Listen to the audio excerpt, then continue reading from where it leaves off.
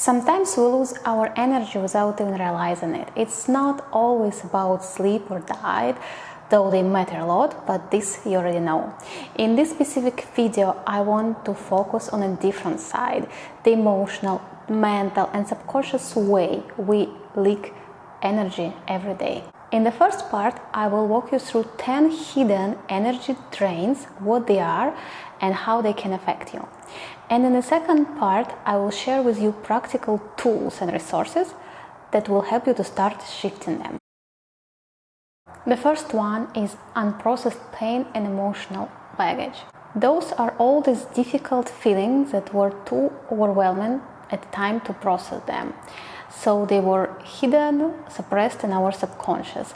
And the more we're trying to push them away, not to face them, not to do anything about them, the more energy we actually need to keep them suppressed in our body, in our psyche, and in all our energy system. And this is actually a very big one for me. It's also can be looked in a way like some childhood emotional traumas and this kind of experience. And when at some point in my life I went through a very deep inner work of releasing all this unprocessed pain from childhood, all the suppressed and blocked emotions, it changed me and my life in so many ways, and I saw how much of our resources and our energy can be used just to suppress and hide this pain. The second one is harsh self-criticism and inner pressure. Many of us learned already in our childhood that to do something better, to do more, we need to criticize ourselves. We learned it in the way how others were talking to us or raising us. And very often when some parent or a teacher want their child to change, to behave better, they pressure them with critique. Many of us take this habit. We created this part in ourselves, like inner parent, and we also have inner child.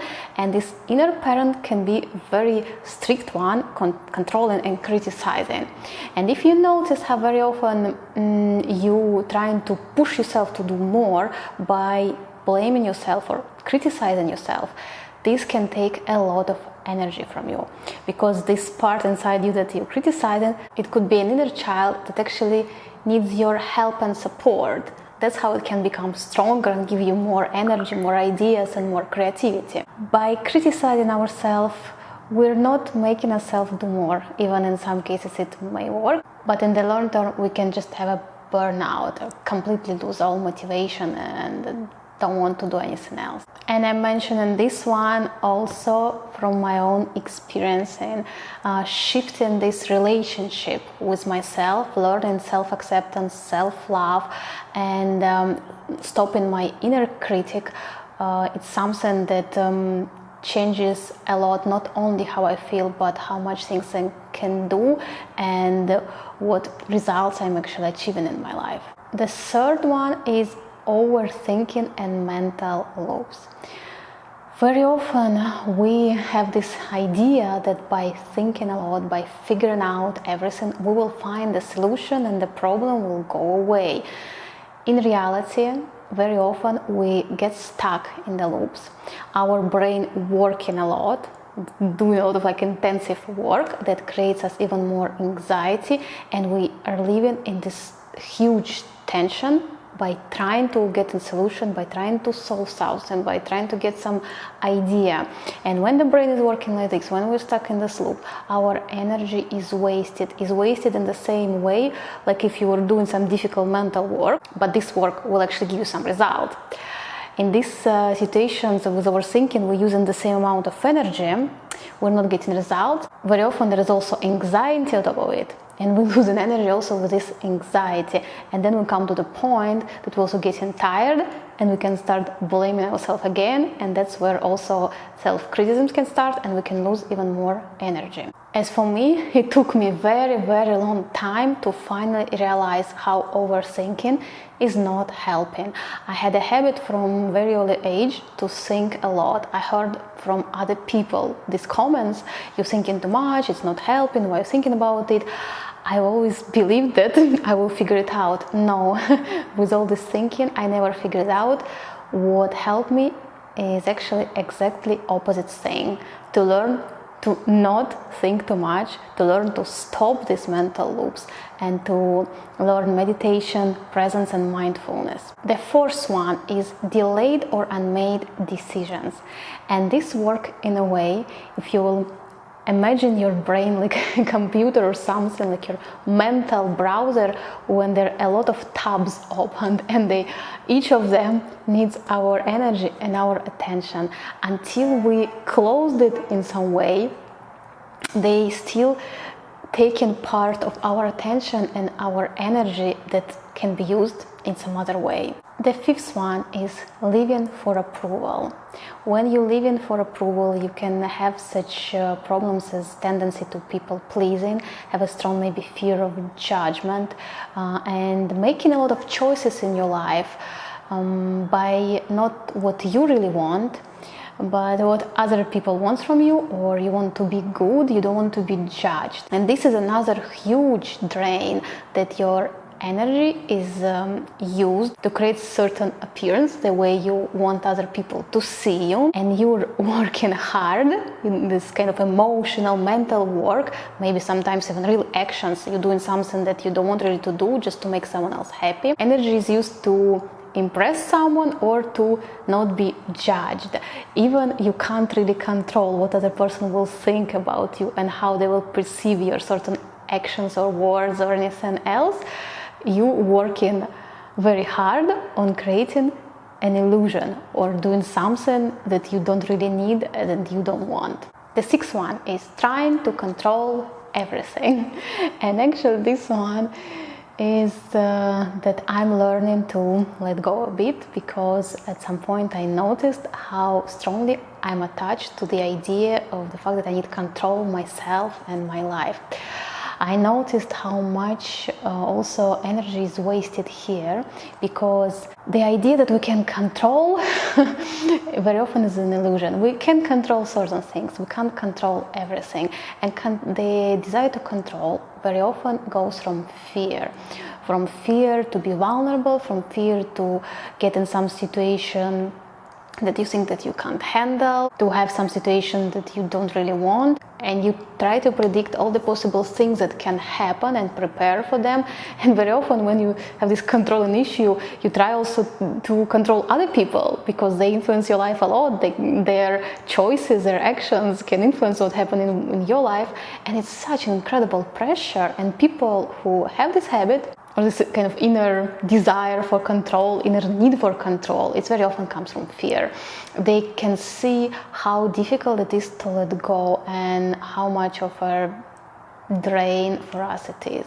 Number 7 is stuck in the past. It could be or too much regrets when you're thinking about what could have been done differently and all this kind of things, or replaying in your memory again and again certain situation, continue maybe reliving certain things and all these ideas. If something have been done differently, I will have different results, or just thinking about this past that leading you to know where. I think I don't even need to explain you this. I think this is quite self-explanatory, that this is a big energy leak that's leading you nowhere. Unforgiveness and some accumulated resentments. This is a big one. When we're struggling with forgiveness, when we still keep in our mind some person and we can't let it go, it's really like a big emotional baggage that we carry in with ourselves, and very often it's difficult for us to forgive someone, because there is an illusion that by forgiving we kind of allowing these kind of things to happen, we kind of on some level making this person right.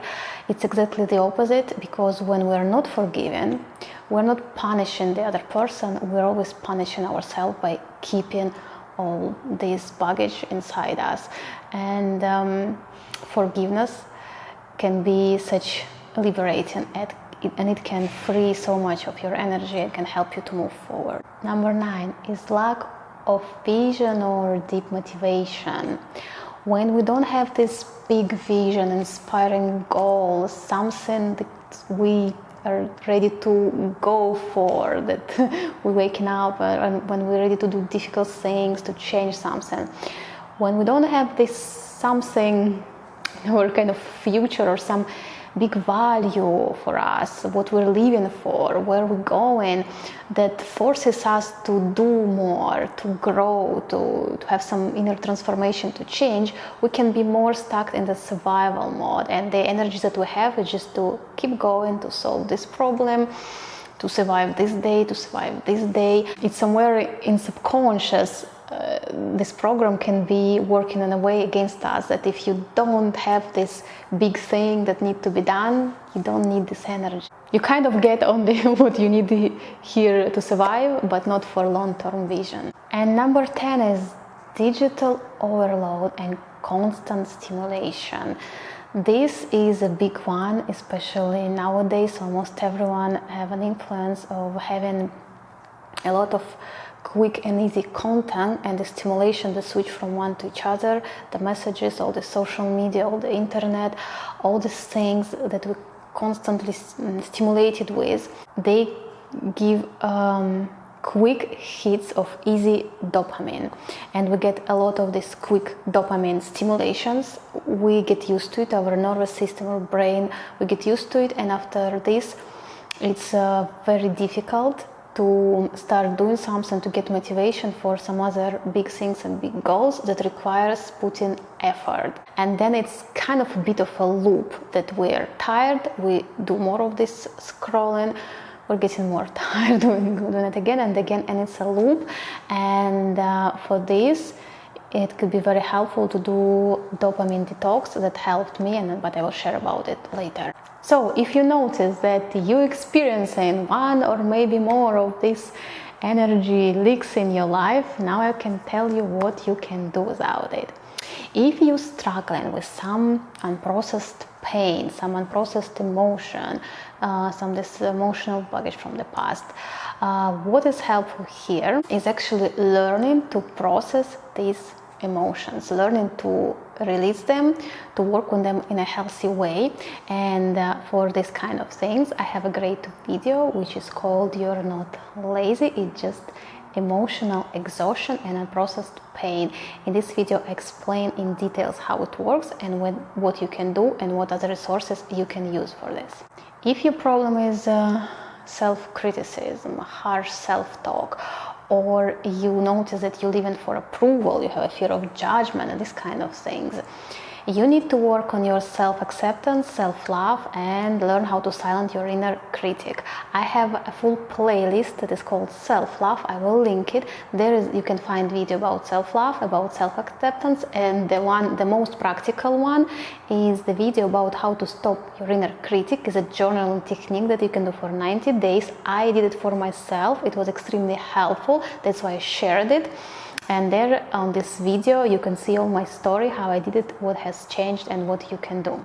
If you're stuck in overthinking or you're trying to control everything, of course the main things to do, as I already mentioned, is mindfulness, meditation, learning to be present.